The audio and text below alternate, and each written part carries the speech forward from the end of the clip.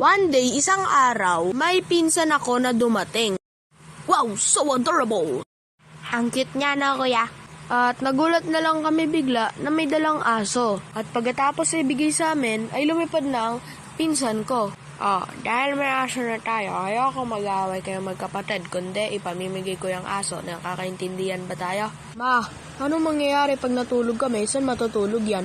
Oo nga po, ma. Ako na ang bahala dyan. Gagawa ko ng doghouse. Ruff! Ruff!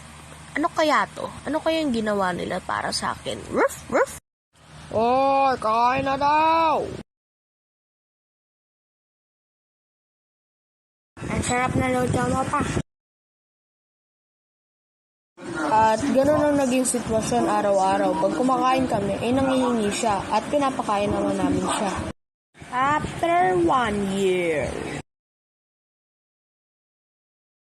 At nagkaroon siya ng asawa nun.